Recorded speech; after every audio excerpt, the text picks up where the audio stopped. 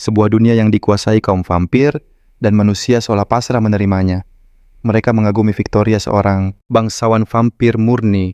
Gadis itu menatap seorang pria berkata bahwa ia menyukai seripati miliknya. Demi bergabung dengan ras agung Alexander, terpaksa melepas sisi manusianya. Ia hidup hanya demi sang nona, meninggalkan teman dan kerabat atas perintah Victoria. Ada sebuah pengadilan di dunia ini, dan jika kau tak datang kau akan langsung lenyap. Dunia yang ia tinggali begitu gila. Siapakah penguasa sejati dunia ini, manusia atau vampir? Melihat mayat-mayat di lantai kamarnya sendiri, Victoria bertanya sampah apa yang tergeletak di sana. Ia menatap pria itu mengatakan, ia tak tahan dengan setetes pun esensinya.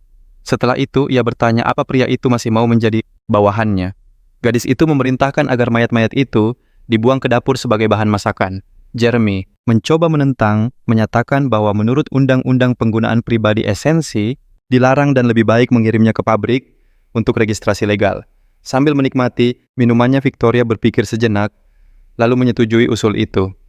Gadis itu berpikir bahwa rasnya butuh seni agar manusia tumbuh bahagia dan tanpa beban, mengubah mereka menjadi pengikut setia yang takkan pernah berkhianat, dan mengubah yang lemah menjadi bahan. Ras itu telah berkuasa selama bertahun-tahun, dan esensi bukanlah kebutuhan bagi mereka. Victoria lebih suka makanan biasa, tapi esensi, iya, tetap jauh lebih nikmat.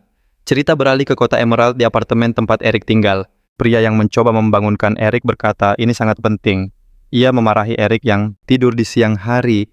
Ia mengancam jika Eric terus tidur di kelas tahun ini, ia terpaksa akan memberinya pelajaran. Padahal hanya beberapa hari lagi sebelum sekolah dimulai. Ia terpaksa akan memberinya pelajaran. Padahal hanya beberapa hari lagi sebelum sekolah dimulai. Pria itu terus mendesaknya, menyuruhnya turun untuk mulai menerima pelanggan. Eric teringat saat usianya baru 25 tahun. Ia ingat malam itu, ia begadang demi proyek yang sukses besar. Namun pada akhirnya bosnya mengambil semua hasil jerih payahnya dan perusahaan memecat Eric. Saat itu ia terjerat cicilan rumah dan hanya tersisa 50 yuan di kartunya. Sementara ayahnya terbaring di rumah sakit. Hari itu Eric mabuk berat. Ia duduk di tepi sungai merenungi hidupnya. Ia tak mengerti mengapa semuanya jadi begini. Lalu ia melihat seorang gadis masuk ke dalam air. Ia mencoba memanggilnya, namun gadis itu tak mendengar. Eric pun bergegas mengejarnya, memintanya kembali ke tepi. Dengan sisa tenaganya ia berhasil menolong gadis itu. Namun setelah menyelamatkannya, ia melepaskan pegangan dan mulai tenggelam. Semakin dalam, Eric tak ingat apa-apa lagi. Saat melihat jamnya, ia melihat tanggal. Hari ini Mei 2077. Eric berpikir dengan ngeri, bukankah ini saat ia masih 18 tahun? Ia tak mengerti bagaimana ini bisa terjadi. Bagaimana ia bisa kembali ke masa lalu.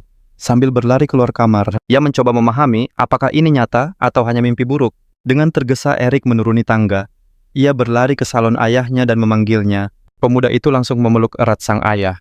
Ayahnya bertanya, apa yang ia lakukan mungkin putranya belum sepenuhnya sadar. Eric menjawab dengan tenang bahwa ia baru saja mengalami mimpi yang sangat buruk. Mimpi yang sangat panjang. Walter memeluk putranya kembali. Sudah lama sekali ayahnya tidak memeluknya seperti ini. Momen haru mereka diganggu oleh pelanggan yang bertanya kapan potong rambutnya akan selesai. Pria itu berjanji akan segera menyelesaikannya dan bertanya pada putranya apa ia benar-benar tak punya pekerjaan. Pelanggan itu menggerutu. Jika bukan karena tuannya yang terburu-buru, ia takkan pernah datang ke tempat ini. Ia mengancam jika tuannya terlambat, ia akan menghancurkan rumah ini.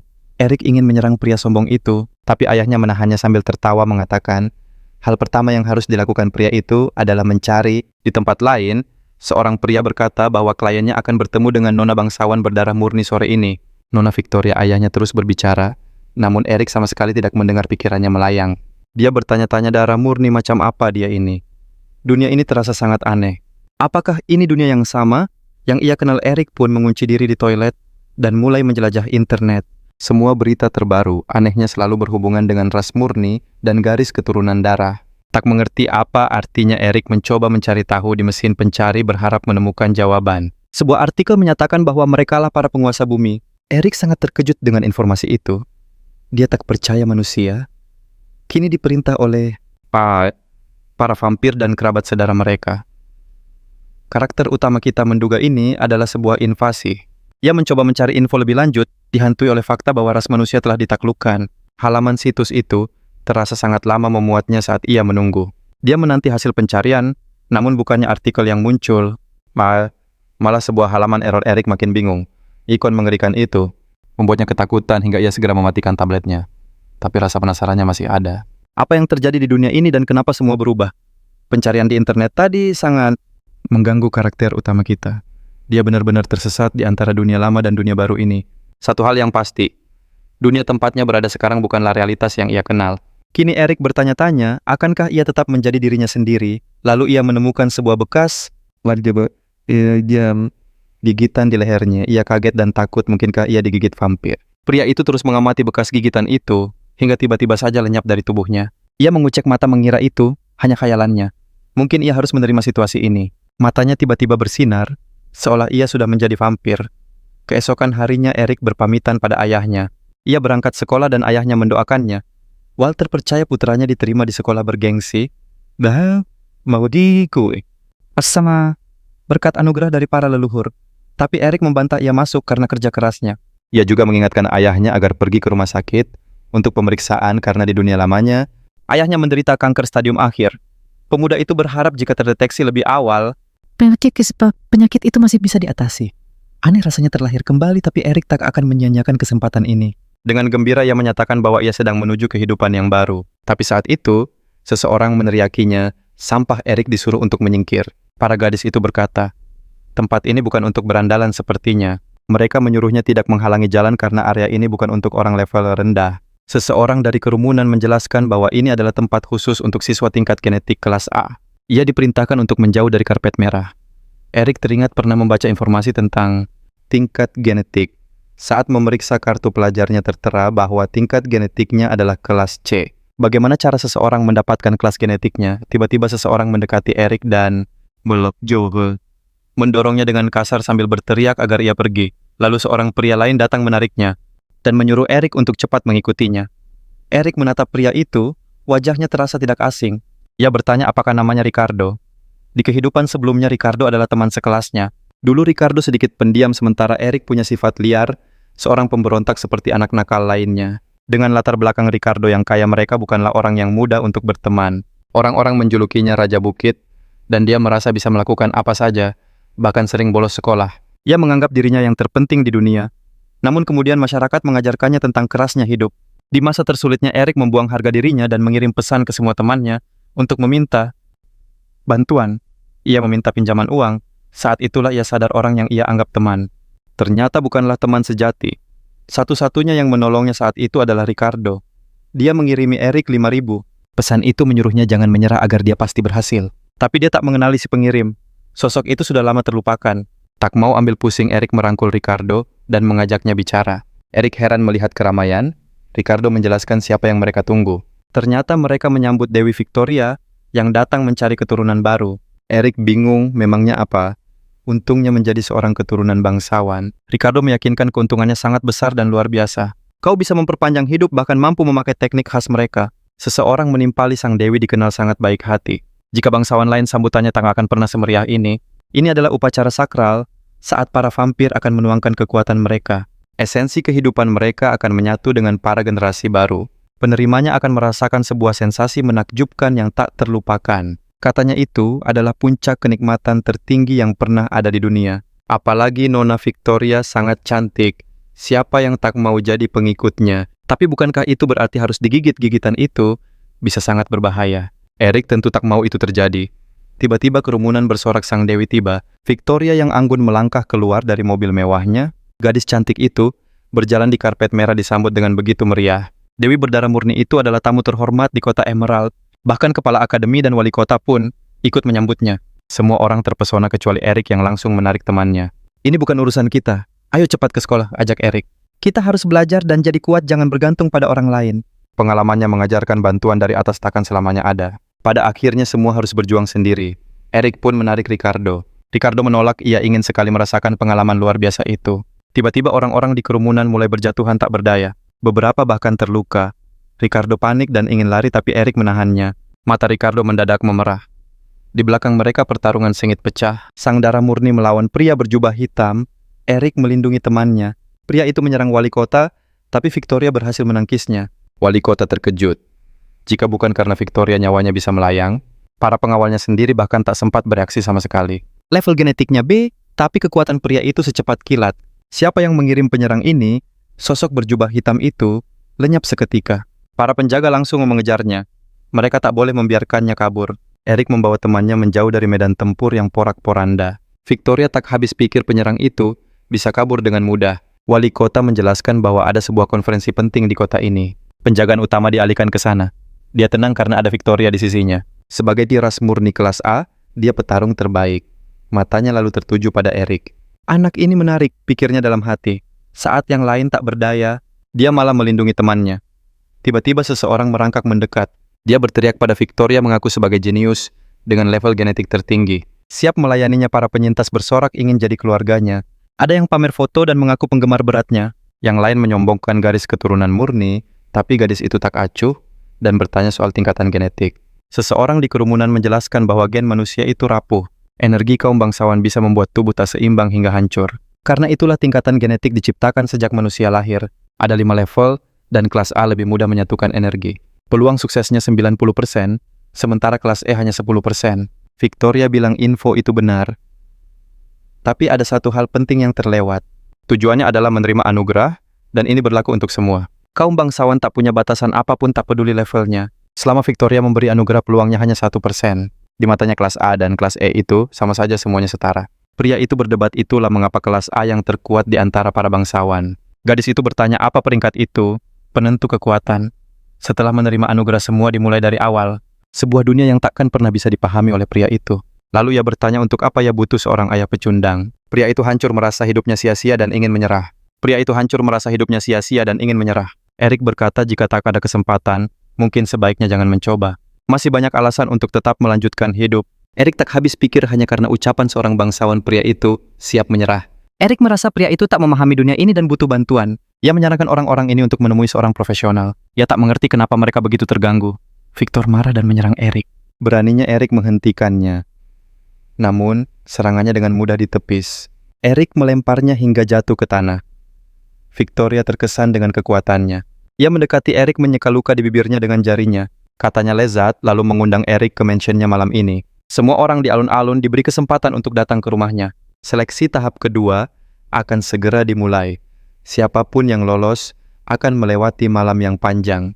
Sambil menatap Erik, ia bilang tak sabar menantikan teriakannya. Wali kota buru-buru mengumumkan pertemuan di balai kota malam nanti.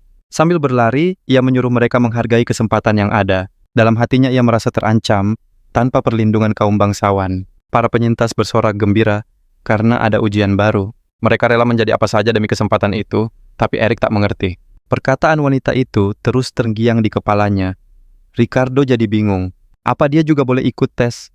Dia selamat karena diselamatkan Erik. Direktur universitas bilang tentu saja ia boleh ikut. Ricardo tak sengaja memanggilnya ayah dan langsung terdiam. Ayahnya Erik memerintahkan yang terluka dibawa ke rumah sakit. Dia meminta Erik mengikutinya untuk membicarakan sesuatu. Mereka berkumpul di ruang rapat karena ujian baru akan dimulai. Direktur meminta semua orang maju dan menandatangani dokumen. Erik terkejut. Sebuah surat perjanjian disodorkan di hadapan mereka. Para peserta harus menandatanganinya. Surat itu menyatakan mereka harus menanggung sendiri semua risikonya. Erik gemetar ketakutan. Ia tak mau menandatangani surat itu. Ia pun menoleh pada sang direktur menyuarakan penolakannya. Namun direktur itu berkata, semuanya sudah terlambat.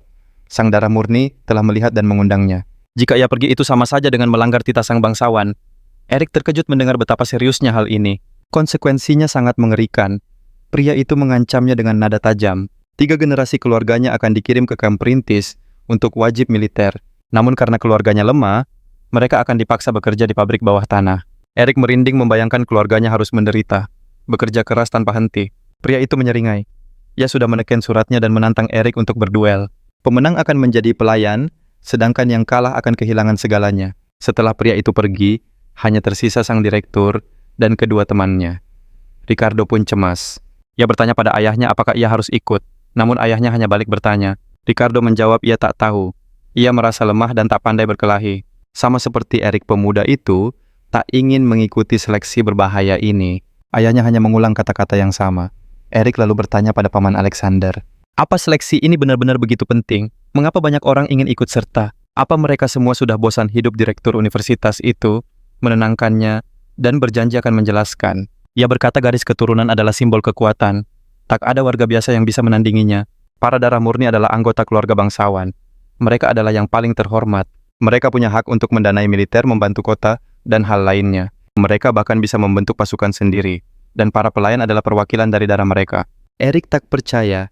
Ia pikir semua itu adalah wewenang kaisar semata. Alexander terkejut. Erik masih belum tahu bahwa dunia ini dikendalikan oleh para bangsawan. Dewan kekaisaran dan kekuatan garis keturunan, semuanya terhubung langsung dengan kekuatan dunia. Bangsawan yang ingin ia tentang adalah anggota Dewan Putri dari Baron Kolbe, penguasa provinsi tempat tinggalnya. Erik sadar ini adalah dunia yang benar-benar berbeda. Dunianya yang dulu kini terasa begitu jauh. Padahal ia hanya ingin belajar dan bekerja keras, memiliki hidup yang damai bersama keluarga, dan merawat ayahnya. Apakah semua itu bukan lagi miliknya? Erik memutuskan, jika tak bisa menolak ia akan langsung mengaku kalah saja malam ini. Namun direktur melarangnya. Nona muda itu ingin menyaksikan sebuah pertunjukan. Mereka semua bingung tak tahu harus berbuat apa. Pria itu memberi arahan. Mereka harus menunjukkan apapun yang ingin nona muda lihat. Erik pun punya ide. Ia dan Ricardo akan memberinya tontonan seru, lalu di saat terakhir mereka akan menyerah. Paman Alexander menyetujui rencana itu. Ricardo bertanya pada ayahnya tentang tahap kedua. Namun ayahnya pun tidak tahu. Karena ini pertama kalinya dalam bertahun-tahun seorang nona bangsawan mencari pelayan. Ia sudah berkeliling ke beberapa kota dan hanya menemukan segelintir orang. Sang direktur memohon pada Erik. Ia harus menunjukkan kemampuan bertarungnya. Jika berhasil, putranya akan pulang dengan selamat. Sambil menggaruk kepala, Erik mengaku kalau ia bahkan tak bisa membela diri. Pria itu lalu menjelaskan setelah bergabung dengan keluarga bangsawan, keberadaan mereka di dunia ini akan lenyap. Erik tak mengerti maksud perkataannya. Alexander melanjutkan semua yang ada di dalam diri mereka, perasaan dan kenangan, akan terlupakan. Mereka akan terperangkap di dalam cermin, tak akan pernah bisa kembali. Sejak saat itu, hanya ada satu hal di benak mereka, sang majikan. Mereka hidup hanya untuknya. Teman dan keluarga harus dilupakan bahkan disingkirkan. Erik bertanya dengan cemas, apakah mereka masih bisa disebut manusia? Saat itu sang pemimpin menyebut mereka budak. Tapi Erik menolak takdir itu. Dia bersumpah sebagai penerus toko ayahnya dia takkan pernah tunduk. Dia mengira dunia takkan berubah. Nyatanya dunia menjadi tempat di mana kekuatan adalah segalanya. Padahal dia hanya ingin hidup biasa, belajar dan merawat ayahnya. Malam itu di kamar Victoria, Erik masih bingung dengan takdirnya. Tiba-tiba Victoria mendekat dan menyuruhnya untuk memulai. Erik hanya bisa membeku berharap bisa menjadi batu. Tapi Victoria sudah ada di belakangnya berbisik tak sabar. Erik terlempar ke ranjang dan berteriak panik meminta pertolongan. Di saat yang sama ujian baru akan segera dimulai. Semua peserta berkumpul di kediaman Pure Blood. Kepala pelayan menyambut mereka mengingatkan tujuan mereka di sana. Dari 58 peserta, hanya 20 yang bisa melayani Nona Victoria. Semua harus bertarung dengan bakat mereka masing-masing. Sang kepala pelayan berharap mereka bisa menyajikan pertunjukan yang hebat. Erik terkejut melihat banyaknya saingan. Dia teringat pesan Paman Alexander. Dia harus melewati setidaknya 3 ujian, karena Nona Victoria menyukai hiburan. Jika gagal di ujian pertama, dia akan dianggap sampah. Dia harus lolos. Hanya 20 dari 58 orang yang akan selamat. Kurang dari setengahnya. Salah satu peserta tak sabar bertanya ujian macam apa yang akan mereka hadapi. Banyak yang setuju, mereka ingin segera bertemu sang nona. Suasana riuh. Tiba-tiba Klaus berkata mereka diawasi sejak masuk. Siapapun yang bicara tanpa izin akan langsung dikeluarkan. Kerumunan pun terdiam. Semua orang kaget bagaimana mungkin ada aturan seperti itu. Aturan pertama menjadi pelayan adalah kepatuhan. Bicara tanpa izin adalah sebuah penghinaan bagi sang nyonya. Klaus bertanya apa mereka setuju. Salah satu peserta dengan berani menjawab, tidak. Klaus bertanya ada berapa orang terpelajar di sana. Jawabannya 32. Terlalu banyak, ujarnya. Seharusnya hanya ada 26. Dia bahkan mengusulkan tahun depan hanya menerima 6 peserta saja. Lalu dia mengumumkan hanya 5 kandidat yang bisa lolos ujian ini. Itu artinya mengalahkan 1 orang saja tidak akan cukup. Hampir semua peserta tegang, menahan emosi mereka. Akhirnya ujian pun diumumkan, sebuah pertarungan tanpa aturan. Pertarungan akan berakhir saat hanya tersisa 5 orang. Siapapun yang keluar dari lingkaran akan gugur. Setelah itu mereka diizinkan bicara. Semua orang ketakutan. Erik bersyukur dia dan Ricardo tidak saling bermusuhan. Tiba-tiba seorang peserta melumpuhkan lawannya. Stefan berkata, hanya 5 yang akan maju. Jika mereka menahan diri, takkan ada yang punya tenaga untuk ujian selanjutnya. Ini cara tercepat dan termudah, katanya. Dia memperingatkan yang lain untuk tidak mendekat. Dia harus menjadi salah satu dari 5 yang tersisa. Sambil menatap tajam, dia mengancam akan menyingkirkan siapapun yang menghalangi. Semua orang berpikir dia gila. Bagaimana bisa dia membawa senjata? Tiba-tiba peserta lain mengeluarkan senapan. Ada yang punya kemampuan khusus. Ternyata bukan hanya 1 orang yang datang bersenjata. Pertarungan sesungguhnya akan dimulai. Hanya 5 orang yang tersisa. Tapi tiba-tiba terdengar suara dari belakang. Saat berbalik, ia melihat seorang peserta bangkit. Dengan sigap ia langsung melumpuhkannya. Perlawanannya berakhir. Sekarang ia yakin hanya mereka yang bertahan. Klaus mengumumkan Nona Victoria sangat puas. Mereka kini resmi menjadi bagian dari tim. Mereka hanya bisa tertegun kebingungan. Erik berpikir orang-orang ini benar-benar tidak waras. Seperti psikopat sejati, salah satu penyintas bertanya apakah Erik seorang pelajar. Ia menebak dari wajah polosnya dan berjanji akan memberinya pelajaran tentang kejamnya dunia. Dia menyuruh Erik jangan menangis nanti. Temannya pun tertawa mengejek. Ricardo merasa riwayatnya akan tamat, tapi temannya menepuk pundaknya dengan tenang. Ia menyuruhnya jangan gemetar. Mereka sudah lolos satu babak di babak kedua nanti. Mereka akan mengaku kalah saja. Kata-kata itu terus terngiang di benak Ricardo. Klaus mengumumkan 32 peserta yang tersisa akan memulai babak pertama. Mereka ketakutan. Banyak yang telah gugur padahal ini baru tes termudah. Ia bertanya-tanya apakah babak selanjutnya akan jauh lebih sulit. Diumumkan bahwa 20 orang yang lolos akan bisa memasuki ruangan Nona Victoria. Kompetisi pun dimulai. Ujiannya adalah memancing mereka semua terperangah. Memancing mereka ragu makhluk itu bisa disebut ikan.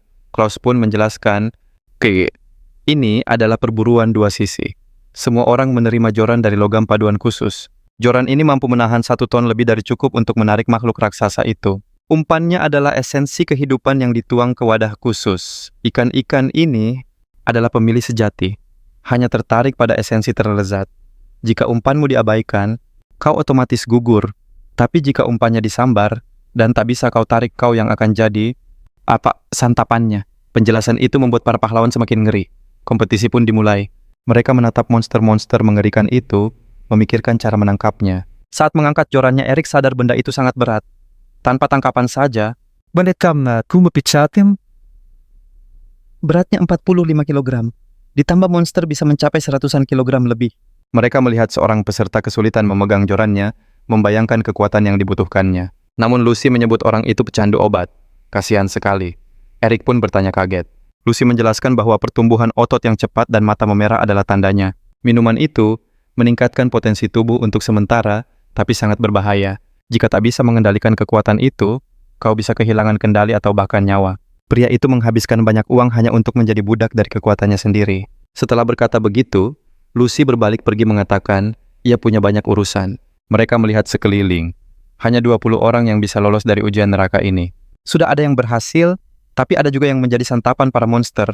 Erik berkata pada temannya mereka, setidaknya harus mencoba. Mereka memakai esensi mereka sebagai umpan. Mereka mulai menunggu gigitan. Erik ragu ada ikan yang tertarik pada esensinya. Ia duduk menatap pelampung perlahan, terbiasa dengan berat jorannya. Lalu ia sadar, ada pergerakan di bawah air, umpannya disambar, berlawanan dengan semua dugaannya. Erik berteriak ketakutan, tarikannya begitu kuat hingga ia kesulitan menahan jorannya. Erik nyaris terjatuh, tapi Ricardo dengan sigap bergegas menahan temannya. Tokoh utama itu memohon agar temannya tidak melepaskan pegangannya. Ricardo berteriak menyemangati Erik, berjanji tak akan melepasnya. Keyakinan Erik pun bangkit. Dengan sekuat tenaga mereka berhasil menarik tangkapan itu ke atas. Keduanya sangat gembira. Tapi monster lain mulai melompat satu persatu, mengincar tangkapan mereka. Dia menariknya ke bawah. Erik menghela napas merasa sudah cukup. Ia kembali berpegangan pada batu. Dengan susah payah, ia memegang pancingnya. Namun temannya tetap berusaha membantunya. Ricardo tidak menyerah. Ricardo memegang kaki Erik, dan dengan sekuat tenaga mencoba menarik temannya keluar. Namun jumlah ikan terlalu banyak dan terus bertambah. Tapi para pahlawan tidak menyerah. Mereka menarik dengan sisa tenaga. Mereka begitu lelah hingga hampir melepaskannya. Akan tetapi Erik berkata, jika dia tidak menariknya sekarang, kesempatan ini tidak akan datang lagi. Seolah merasakan kekuatan, tiba-tiba dengan satu teriakan, ia menarik pancingnya. Dia menariknya dengan kekuatan besar dan akhirnya berhasil. Victoria memperhatikan semua itu. Sambil memegang minuman merahnya, dia pikir anak itu cukup hebat karena bisa mendapatkannya. Sambil menjilat bibir, gadis itu berpikir kalau dia sangat ingin memakannya. Semua orang menoleh. Mereka melihat tangkapan raksasa itu. Tak ada yang menyangka dia akan berhasil menangkap satu ikan pun. Kedua pahlawan itu jatuh kelelahan. Mereka tak peduli dengan reaksi peserta lain. Para pesaing tidak percaya mereka bisa menangkap ikan sebanyak itu. Salah satu dari mereka berkata, "Ya, hebat sekali. Dia berhasil mendapatkan banyak ikan sekaligus." Ia mendekati salah satu ikan dan mulai mengangkatnya. Sambil memegangnya, dia berkata, betapa beratnya ikan itu. Namun Erik yang terbaring menyuruhnya meletakkannya kembali. Menjauhlah. Semua yang mendekat menatapnya dengan marah. Erik bangkit dan mengulangi permintaannya. Tapi mereka tersenyum sinis berkata, dia telah menangkap semua ikan dan harus berbagi. Menurut mereka, Erik sudah punya cukup ikan. Ricardo membela temannya mengatakan, dia menangkap semuanya sendiri. Mereka hanya ingin mencurinya.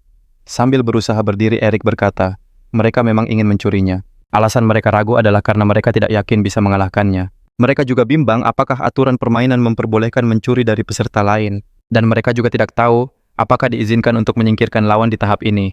Lalu mereka bertanya pada Tuan Butler. Mereka memintanya untuk menjelaskan. Namun dia berkata, Nona Victoria selalu cinta damai. Jadi menurut aturan hal itu dilarang. Tapi para pria harus menjaga etiket kesopanan. Karena Eric punya begitu banyak kenapa tidak dibagikan, jika tidak dia akan menjadi target. Setelah itu pemuda itu mengambil seekor ikan dan melemparkannya ke Ricardo. Dia bilang mereka semua teman di sini, jadi mereka harus saling membantu. Semua orang senang dan menunggu giliran. Namun pemuda itu memutuskan mengembalikannya. Dia melempar ikan itu kembali ke habitatnya. Para pesaing lain marah dan bertanya apa yang dia lakukan. Dia menjawab bahwa dia sedang membantu mereka. Bukankah mereka yang mengeluh karena dia menangkap semua ikan? Mereka bertanya apakah dia benar-benar ingin diawasi, tapi dia menjawab dengan tenang. Ini adalah turnamen dan hanya satu yang bisa menjadi pelayan. Eric berkata, jika dia berbagi ikan, mereka tetap akan menjadi musuhnya. Jadi dia harus menyingkirkan lebih banyak musuh, selagi punya kesempatan. Jika dia mulai membagikan hasil tangkapannya itu, akan menjadi tindakan yang bodoh. Alex berkata, orang ini terlalu percaya diri. Setelah itu, Eric memutuskan untuk memberi mereka harapan. Dia menawarkan ikan kepada siapa saja yang mau berlutut di hadapannya, dan memanggilnya Papa. Dia menyarankan mereka untuk memikirkannya, karena persediaan ikan akan segera habis. Mereka diperintahkan untuk segera berlutut di hadapannya, mengingatkan bahwa hanya 30 orang yang akan lolos. Alex bertanya, apa kau pikir kami akan melakukannya? Tapi sebelum dia selesai bicara, Ralph sudah berlutut dan berteriak, Papa, kepada Eric. Pemuda itu memujinya dan melemparkan ikan. Ralph berkata, pria itu bernama Eric dan berjanji akan menyingkirkannya nanti. Eric menjawab acuh tak acuh. Tidak masalah, katanya, lalu bertanya, siapa lagi yang mau berlutut? Dia mengajak mereka untuk menjadi pesuruhnya. Mereka rela melakukan apa saja demi kesempatan ini. Alex berkata pada Eric, kau pasti akan disingkirkan. Tapi Eric tetap tenang dan menjawab sudah bosan mendengarnya. Dia mengumumkan dengan nada mengancam, hanya tersisa 3 ikan lagi, dan bertanya apa ada lagi yang mau berlutut. Setelah beberapa saat, beberapa orang lainnya ikut berlutut. Ricardo bertanya pada Eric, apa ini tidak keterlaluan? Bukan, jawab si tokoh utama meminta temannya menatap mata mereka. Mereka hanya menginginkan satu hal, kesempatan menjadi anggota keluarga itu. Eric tak mengerti. Melenyapkan orang lain demi sebuah klan, mereka bahkan bukan lagi manusia. Jadi tak ada alasan untuk bersikap manusiawi. Ricardo merasa temannya itu telah berubah menjadi orang yang berbeda. Dulu hanya aneh, sekarang dia seperti orang gila.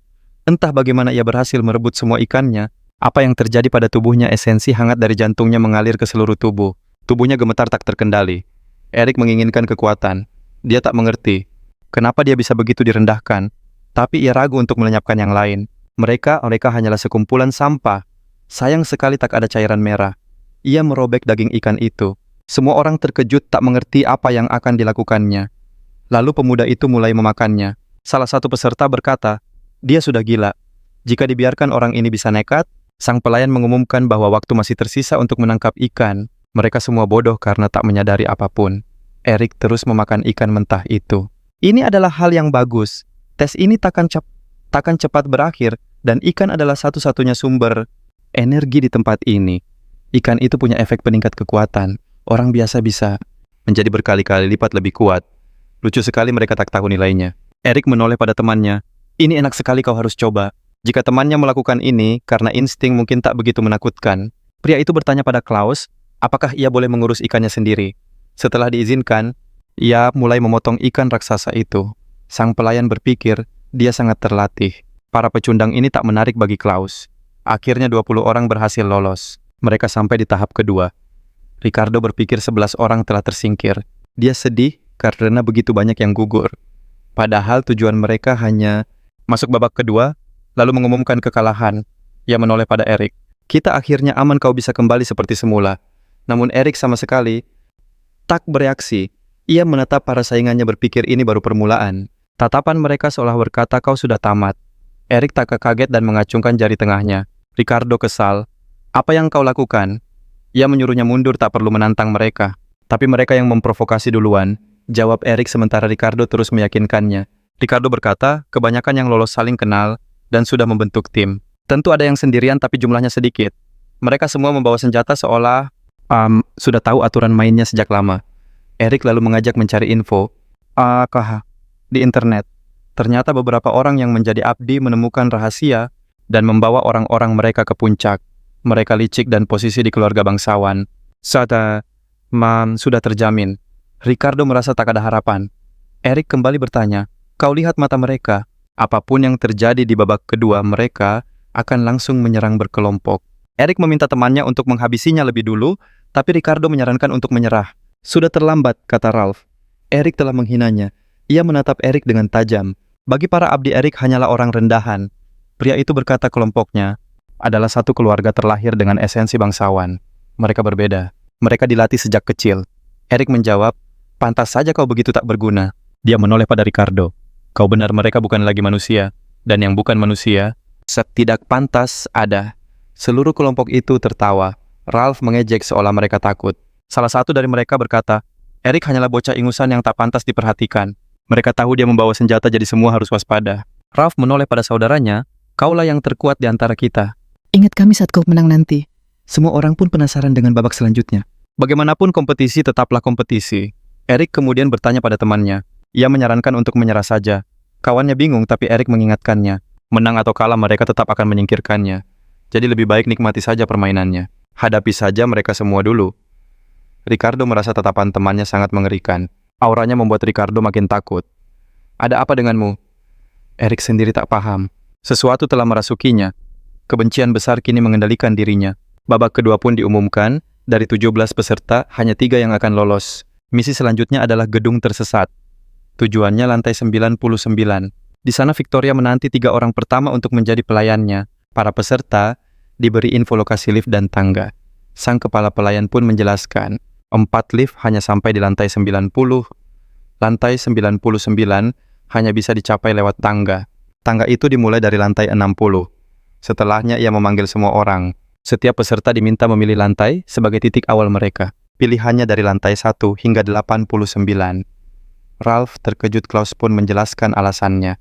Jika semua mulai dari lantai 1, kekacauan besar akan terjadi. Nona Victoria juga ingin melihat berbagai strategi dan mungkin sedikit drama. Ada yang mengira semua akan memilih lantai teratas dan hanya menempuh 10 lantai terakhir. Tapi rekannya menyangkal, tidak semua orang akan mengambil keputusan gegabah itu. Memulai dari atas berarti menjadi target pertama dan cepat lelah. Ralph punya ide lain. Timnya akan mulai di lantai 80 dan menghabisi yang lain. Sebuah pilihan yang sulit. Ricardo berkata pada Erik, selama kelompok saingan mereka masih bersatu, bali bawu shalom wasyata. Mereka tak terkalahkan. Kenapa kita tidak menyerah saja? Tapi Erik menolak. Erik menatap mereka dengan tajam. Lamunannya buyar saat seorang kawan bertanya, apa mereka akan saling serang? Erik yakin karena hanya satu yang bisa lolos. Jika mereka begitu kompak, kenapa hanya pria tambun itu yang berlutut memohon ikan padanya, bukan pada temannya sendiri? Mereka semua sibuk memikirkan cara menyingkirkan satu sama lain. Ricardo pun bertanya pada Erik, "Kau mau mulai dari lantai berapa?" Erik bilang sudah memutuskannya. Di kertas yang ia berikan, tertulis kata acak. Penjaga itu menatap Erik berpikir anak ini sungguh nekat. Apa dia tidak takut jika tak sengaja berakhir di lantai 89? Pengawas bertanya apa yang harus dilakukan. Kepala pelayan justru bertanya, "Mam, tanggal berapa hari ini?" Saat dijawab tanggal 17, dia memutuskan dia akan mulai dari lantai 17. Setelah semua memilih lantai awal, kepala pelayan mendoakan keberuntungan bagi mereka. Nona Victoria menunggu kalian. Dia melambaikan tangan memberi perintah untuk memulai. Lingkaran sihir bercahaya muncul di bawah kaki setiap peserta membuat mereka bingung. Lingkaran itu mulai terangkat membawa mereka semua terbang ke atas. Para peserta melesat dengan cepat. Begitu berhenti, Erik langsung mengamati sekeliling. Ia melihat angka 17 di dinding. Jadi begini cara mereka dipindahkan. Erik melangkah ke tangga. Setelah melihat-lihat, ia merasa untuk sementara ini, dirinya aman. Namun sesosok bayangan muncul dari kegelapan. Erik menajamkan pendengarannya. Dia sadar tidak sendirian. Rasa cemas menyelimutinya saat ia kembali waspada. Tiba-tiba seseorang menerjangnya, tapi Erik dengan gesit berhasil menghindar. Pria itu menghindar saat sebuah alat pemadam api diayunkan ke arahnya. Namun lawannya tak menyerah dan kembali mengejarnya dengan brutal. Dengan sigap Erik menendang pria itu hingga senjatanya terlepas. Lawannya terhuyung kaget, lalu jatuh terguling menuruni tangga. Saat Erik hendak menyerang balik pria itu, berteriak memohon ampun dan mengaku menyerah. Erik terdiam sejenak, berpikir kalau bahaya sudah berakhir untuk saat ini. Pria itu terduduk tak percaya dengan apa yang baru saja terjadi pada dirinya. Tubuhnya yang terlatih keras, terasa remuk hanya dengan satu serangan dari Erik. Sambil berjaga-jaga membawa alat pemadam, Erik melanjutkan langkahnya. Ia sampai di lantai 19, sambil mengingat info penting dari lawannya. Tim musuh terdiri dari 100 orang terbagi dalam 5 grup di berbagai lantai. Ada yang di lantai 99, ada juga di lantai 20, 40, 60, dan 80. Erik tiba di lantai 20 tempat yang seharusnya sudah ada penjaganya. Ia melompat waspada, alat pemadam siap di tangan sambil mengamati sekitar. Anehnya tempat itu kosong melompong. Erik merasa grup penjaga itu tak berguna. Tekadnya hanya satu, bertahan sampai akhir, dan takkan pernah meninggalkan permainan ini. Erik ingin semua orang waspada padanya, walau penampilannya biasa saja. Didorong oleh adrenalin, ia merasa bisa menghancurkan siapapun, lalu terus bergegas. Tiba-tiba kepalanya terasa sakit luar biasa seolah mau pecah. Urat-urat aneh mulai menonjol di tubuhnya membuatnya bingung dan panik. Erik ketakutan saat melihat perubahan di matanya. Pupilnya kini bersinar merah. Saat Erik lengah, peserta lain dengan mata merah menyala tiba-tiba menerkamnya. Penyerang itu, seorang ahli hipnotis, merasa semuanya berjalan sesuai rencananya. Ia yakin bisa mengendalikan pikiran Erik dan semua orang untuk tujuannya. Tujuannya adalah membawa para bawahannya ke lantai puncak untuk bertemu Nona Victoria. Sambil mencengkeram bahu Erik, ia mulai memberi perintah hipnotis. Tarik napas dalam-dalam, tutup matamu, lalu buka perlahan. Namun Erik justru berbalik dan mencekik leher si ahli hipnotis. Pria itu kaget, tak mengerti kenapa ilmu hipnotis andalannya gagal total. Pangkat Erik tak mungkin lebih tinggi darinya, ini sangat aneh. Tapi Erik tak peduli. Ia menuntut pria itu menghilangkan mata merah dan urat di tubuhnya. Pria itu bersikeras, hipnotisnya hanya menekan kekuatan, bukan mengubah fisik. Ia bahkan mengajak Erik untuk beraliansi dan mencapai puncak bersama. Tapi Erik malah mencengkeramnya seolah ingin menggigit lehernya. Si ahli hipnotis ketakutan setengah mati. Erik sendiri tak paham apa yang baru saja ia lakukan. Merasa dirinya menjadi gila, ia memutuskan untuk kabur dari sana secepatnya. Sambil berlari menuruni tangga, ia hanya ingin segera pulang ke ayahnya. Namun ia tersandung dan jatuh. Saat terbaring, sebuah kesadaran muncul. Tujuannya bukan pulang, tapi mencapai puncak. Ia bangkit dan merasakan lapar yang luar biasa. Sementara itu, di ruang keamanan, seorang kepala pelayan sedang berbicara di telepon. Ia meyakinkan lawan bicaranya bahwa insiden sebelumnya hanyalah sebuah kecelakaan. Setelah selesai, Klaus bertanya pada para pengawas tentang sisa waktu yang ada. Waktu yang tersisa hampir habis, dan semua berjalan sesuai prediksinya. Tak ada seorang pun yang berhasil melewati lantai 89. Setiap peserta yakin dengan kekuatan mereka, namun juga cemas jika ada yang mendahuluinya. Di tengah kekacauan, sebagian orang mencoba tetap tenang, namun akhirnya mereka berkhianat. Mereka menghasut yang lemah untuk saling menjatuhkan semua orang. Namun ada juga yang hanya mengandalkan tekad untuk mencapai tujuan mereka. Kegigihan inilah yang membuat Victoria terkesan. Ia bertanya-tanya di mana Erik. Pengawas menemukannya melalui kamera dan terkejut melihat pria itu. Erik sudah berhasil mencapai lantai 89 tepat di pusat kekacauan. Di sekelilingnya pemandangan mengerikan terhampar. Ia dikelilingi. Orang-orang aneh mulai menyerangnya, tapi Erik tetap berjalan dengan percaya diri. Sang tokoh utama melangkah melewati tumpukan tubuh, tak peduli dengan apapun. Beberapa peserta bahkan menghentikan pertarungan mereka terpana oleh auranya. Tujuannya hanya satu, lantai 90. Niklas menghampirinya. Apa kau cari gara-gara? Hanya akan ada satu pemenang, dan itu adalah dirinya. Vicky berteriak. Erik, hati-hati. Pisau orang itu beracun. Dengan gesit dan terampil Erik menghindari serangan itu. Ia menangkap tangan si penyerang, memelintir lengannya, dan merebut senjata itu. Kemudian Erik menjilat pisau beracun itu. Kedua peserta lain menatapnya dengan kaget. Mereka pikir Erik sudah gila. Sang tokoh utama berkata, ini terlalu sedikit. Sulit bagiku untuk makan, ucapnya sambil memandang ke atas dengan gembira. Aku sudah sangat dekat dengan kemenangan, katanya dengan mata menyala-nyala. Pria itu sangat ingin berada di sisi sang darah murni. Ia meninggalkan pertarungan di belakang. Ia terus menaiki tangga. Vicky bergegas menyusulnya, sadar 3 orang bisa naik. Melihat keduanya menuju tujuan, Niklas pun ikut mengejar mereka. Namun anggota timnya sendiri berlari mengejarnya, menjatuhkannya ke lantai. Apa yang kalian lakukan? Teriaknya. Ini adalah serangan kolektif. Kini tangga itu dipenuhi tumpukan tubuh. Niklas melanjutkan pendakiannya. Ia nyaris tak bisa bergerak, tapi terus berkata pada dirinya, aku harus bergabung dengan klan itu. Di kamarnya, Miss Victoria menunggu ketiga peserta yang sedang dalam perjalanan. Gadis itu berkata bahwa ia sangat menyukai hidangan hari ini, terutama pertarungan di dekat tangga, karena bumbu keputusasaan adalah yang terbaik. 3 hidangan utama akan segera disajikan, dan ia penasaran mana yang paling nikmat. Victoria tak sabar dan menyarankan agar mereka segera memulai pestanya. Musik yang indah mulai mengalun. Semua tamu mengenakan topeng menari. Para musisi menciptakan suasana yang menyenangkan. Seseorang mengumumkan kedatangan para finalis. Semua orang menunggu di dekat pintu. Pintu terbuka dan 3 sosok masuk. Mereka memasuki pesta dansa para bangsawan. Niklas tampak sangat marah. Ia tak mengerti di mana Miss Victoria. Gadis-gadis bertopeng menenangkannya. Jangan khawatir, Victoria ada di antara ratusan wanita cantik ini. Mereka diberi selamat karena telah mencapai final, lalu tugas berikutnya diberikan. Mereka harus menemukan Lady Victoria di antara ratusan wanita cantik. Mungkin ia bersembunyi di balik tirai atau menyamar sebagai pelayan. Para peserta hanya punya satu kali kesempatan setelah membuat pilihan. Mereka harus mengajak seorang gadis berdansa. Pemenang sejati akan bersama Lady Victoria, dan mereka yang salah pilih akan menjadi mangsa para bangsawan yang hadir.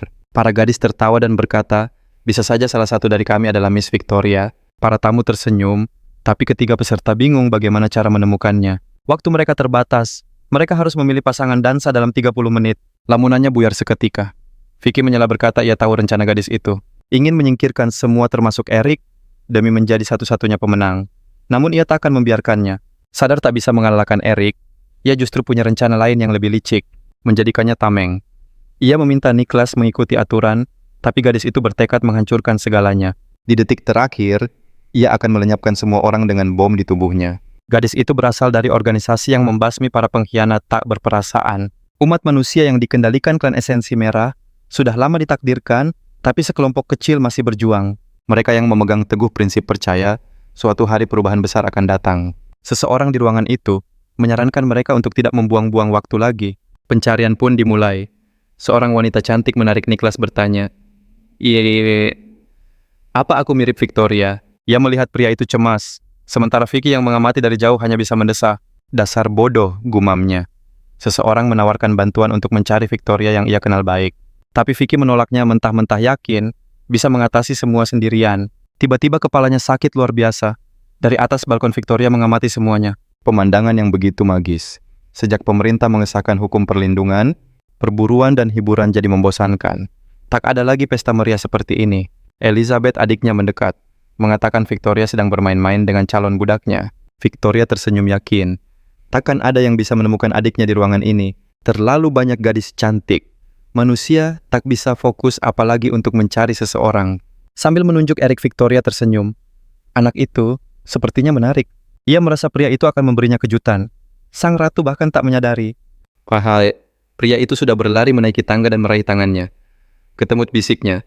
"Kau yakin sekali tidak takut kalau salah orang?" Tantang Victoria terhibur. "Aku yakin karena kau berbeda." Eric berbisik, "Aku lapar dan aku akan memakanmu." Victoria sangat senang. "Kalau begitu lupakan saja dansanya." Ia menarik pria itu. "Aku ingin melihatmu menyantapku." Melihat itu Nicholas jatuh terduduk, hatinya hancur. Bukan dia yang menemukannya. Ini mustahil. Dia tidak mungkin kalah. Vicky panik. Ia harus meledakkan bom yang ada di tubuhnya sekarang juga. Tapi kenapa tombolnya tidak berfungsi? Bomnya gagal, tiba-tiba seseorang mendekat. Gadis itu menjelaskan ruangan ini memblokir semua sinyal. Keamanan di sini adalah yang utama. Apapun tujuanmu datang ke sini percuma saja melawan kami. Sementara itu, Victoria membawa Eric ke kamarnya. "Kita mulai sekarang," ucapnya. Pria itu setuju.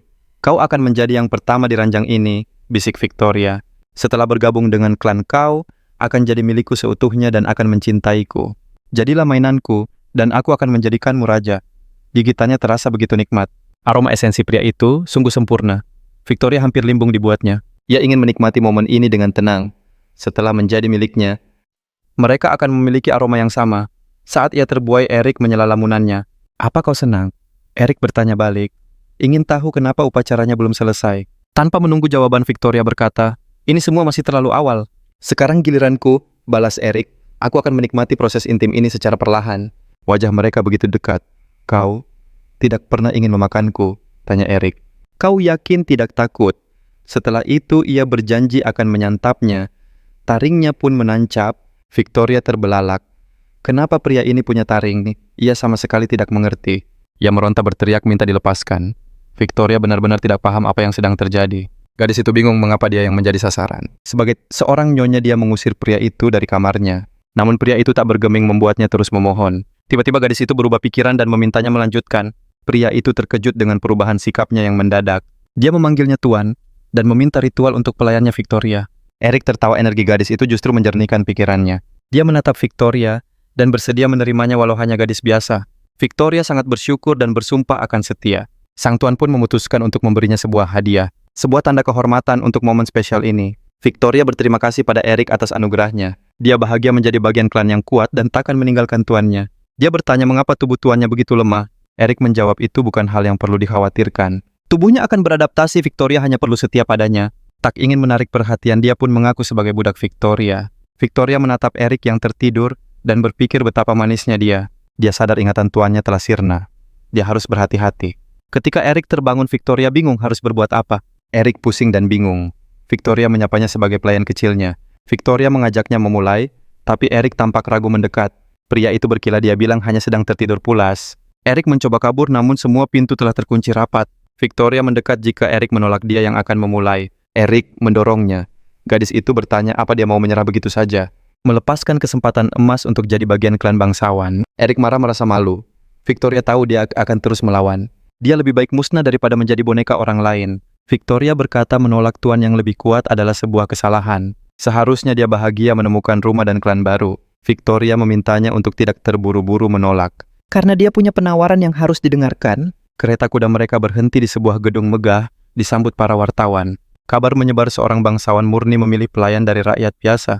Karena itulah pemilihan pelayan oleh Nona Victoria jadi sorotan utama. Semua orang tak sabar melihat siapa sosok yang beruntung itu. Pintu terbuka menampilkan Victoria yang begitu memukau. Para bangsawan terkejut, dia benar-benar mengambil orang biasa. Mereka semua menanti kemunculan pelayan misterius itu. Hanya ada satu pertanyaan di benak semua orang, siapa dia? Pria itu berjalan dengan angkuh di sisi Nona Victoria. Para penonton juga sangat penasaran, sibuk mengambil gambar. Seseorang berteriak, "Itu dia pelayan yang dipilih Nona Victoria." Mereka berbisik penampilannya biasa saja, tak ada yang istimewa. Keluarganya sangat biasa, jadi orang-orang bingung kenapa Nona Victoria memilihnya. Mereka mengira gadis itu memilih pelayan lemah, tanpa latar belakang yang jika tiada. Dia tidak akan bersedih, dan akan segera mencari pengganti. Mereka bilang ini hanyalah sebuah ujian pion yang bisa dibuang kapan saja. Victoria menggenggam tangannya, tenang dan tersenyumlah. Bisiknya menjanjikan hari ini mereka akan jadi berita utama. Setelah itu dia menyatakan bahwa menjadi pelayannya adalah misi yang sulit. Eric harus berusaha keras. Setelah melewati kerumunan, mereka tiba di depan gedung. Rudolf menyambut mereka di pintu masuk, berterima kasih pada Nona Victoria atas kehadirannya. Sambil menitip salam untuk ayahnya, ia menatap Eric dan menyadari kekuatannya terikat. Pada nonanya, itu berarti dia adalah abdi sejati. Victoria berbisik bahwa mereka sedang diawasi. Banyak yang tidak suka dia diterima di klan. Dia menunjuk pasangan di tangga. Beberapa orang sudah tidak sabar lagi, katanya, seperti klan darah yang tidak nyaman. Karena itu mereka mengirim pelayan mereka. Eric bingung mengapa harus dirinya. Ia hanya orang biasa tanpa kekuatan apapun. Apa yang bisa ia lakukan pada mereka? Gadis itu berkata, jika Eric bisa menyingkirkan mereka sebagai hadiah, ia akan diajari sihir. Tawaran itu sangat menggiurkan. Hanya orang dengan genetik kuat yang bisa menguasai sihir. Meninggalkan Victoria, Eric mengikuti pelayan lain, sambil terus berpikir keras. Bagaimana ia bisa berada di kamar Nona Victoria? Karena ia sama sekali tidak ingat. Sebuah pintu tersembunyi di balik tirai dibuka. "Masuklah," kata gadis itu sambil tersenyum. "Apa kau sedang memikirkan cara agar Nona Victoria tidur denganmu?" ejek pria yang menemaninya. "Hal seperti itu tidak akan pernah terjadi," katanya. Sebelum Eric berhasil melewati pintu, mereka memberitahunya tentang sebuah tes yang disebut Malam Ketergantungan. Pada hari itu sikap, pendidikan pikiran, dan tubuh seorang pelayan akan diuji. Dan tentu saja garis keturunannya.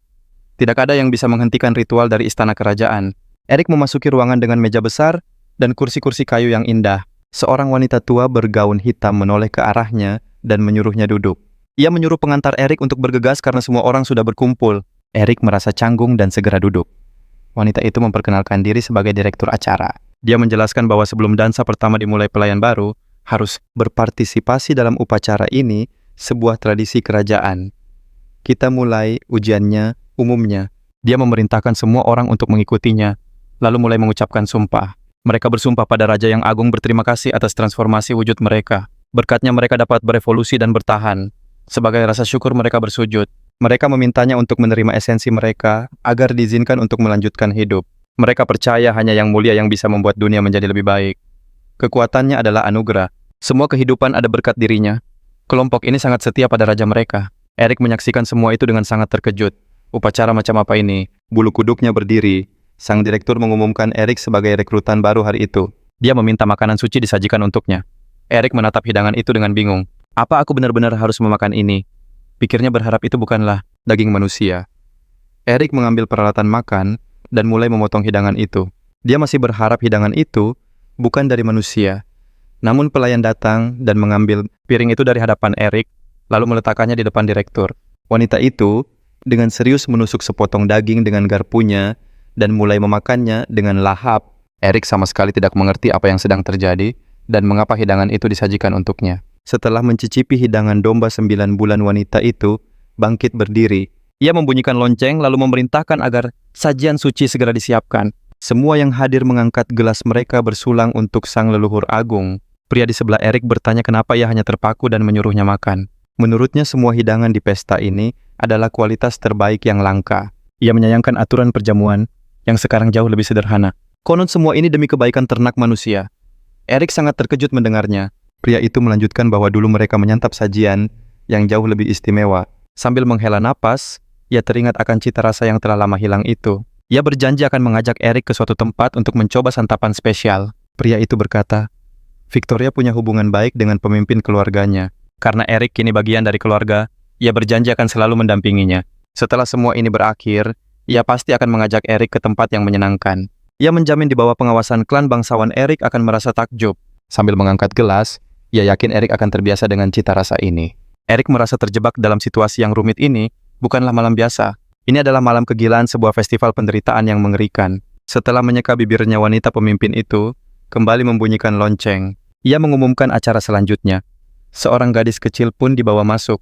Semua orang bersorak gembira menyambut adegan suci yang akan berlangsung. Erik menatap gadis kecil itu, sama sekali tak mengerti arti dari ritual ini. Anak itu tampak begitu rapuh. Wanita itu lalu menjentikan jarinya. Tanda ritual akan dimulai. Erik berdiri di hadapan sang gadis dengan bingung. Ia refleks memasang kuda-kuda bersiap menghadapi segala kemungkinan. Tiba-tiba Erik terkejut melihat semua orang melayang di udara kecuali mereka berdua. Wanita itu mengumumkan adegan suci. Namun Erik masih belum paham maksudnya. Gadis kecil itu menatap Erik dengan mata yang sendu menunggu sesuatu terjadi. Ia mengulurkan tangannya, tapi tiba-tiba ia mengeluarkan sebuah pisau kecil. Lalu ia menyayat pergelangan tangannya, membiarkan cairan merah menetes ke lantai. Para bangsawan itu tersenyum puas sementara sang gadis mendekati Erik. Ia menyodorkan tangannya yang terluka seolah menawarkan sebuah hadiah. Air matanya mengalir deras, seiring cairan merah yang terus menetes ke lantai. Wanita itu bertanya dengan nada mengancam kenapa Erik hanya diam saja. Salah satu dari mereka berkata Erik terlalu pengecut untuk melakukannya. Padahal malam ini bertujuan untuk menyadarkan mereka bahwa mereka bukan lagi manusia. Wanita itu mengancam jika Erik gagal, maka dialah yang akan menjadi sajian berikutnya. Mendengar itu, Erik menjadi sangat ketakutan dan menatap semua orang. Ia bertanya apakah bergabung dengan klan berarti harus meninggalkan sisi kemanusiaan, dan apakah mereka benar-benar meminum cairan merah itu. Salah satu bangsawan menjawab, di klan mereka manusia adalah sumber makanan utama yang paling berharga. Wanita itu berkata status baru Erik tidak akan mengubah posisinya di klan ini. Menurut hukum klan, mereka hanya yang terkuat yang berada di puncak rantai makanan. Erik akhirnya sadar manusia diperlakukan layaknya persembahan untuk klan. Mereka membenarkannya dan meminta Erik untuk bersikap lebih hormat. Meskipun esensinya murni, ia tak akan pernah bisa sebanding dengan mereka. Bisa memangsa para budak kapan saja dan menyuruhnya segera menyelesaikan ritual, lalu memberikan darahnya. Setelah darah terbagi, barulah dia paham makna antara superior dan inferior. Mereka meminta Erik mengakui posisinya yang kini bergantung. Manusia memang bisa meminum darah, tetapi mereka tetaplah santapan bagi makhluk yang lebih tinggi. Malam itu menjadi bukti nyata. Mendekati sang gadis, Erik mengaku muak dan ingin menghabisi mereka semua. Sementara itu, seorang wanita menghampiri Victoria di jalan ingin mengenalkannya pada putranya, yang merupakan kepala polisi provinsi. Pria itu mendekat dan berkata, sudah banyak mendengar tentang Nona Victoria. Setelah itu, dia memperkenalkan diri sebagai Yehan dan mengajaknya berdansa. Namun Victoria meminta maaf dan menolaknya. Sang ibu menjelaskan pada putranya bahwa gadis itu tak mau berdansa, lalu menyuruhnya pergi ke tempat yang lebih tenang. Melihat mereka berdua pergi, ia berpikir ini bisa mengangkat derajat keluarga. Rumor mengatakan posisi sang penguasa di Istana Timur sedang goyah karena tekanan dari kaisar. Wanita itu tak menyadari situasinya dan meremehkan Victoria yang seperti gadis kecil melawan kekuatan raksasa. Wanita itu berpikir jika Victoria cerdas, pernikahan ini akan menguntungkan keluarganya. Victoria sadar ibu pria itu mengawasi mereka dan memberitahunya. Namun dia hanya berkata bahwa ibunya hanya tertarik pada perilaku sang gadis, lalu melanjutkan ceritanya tentang pekerjaannya. Akan tetapi gadis itu tidak mendengarkannya sama sekali. Pikirannya teralihkan. Menyadari hal itu, dia bertanya apa yang sedang dilihatnya. Gadis itu menjawab bahwa dia hanya mengkhawatirkan pelayannya.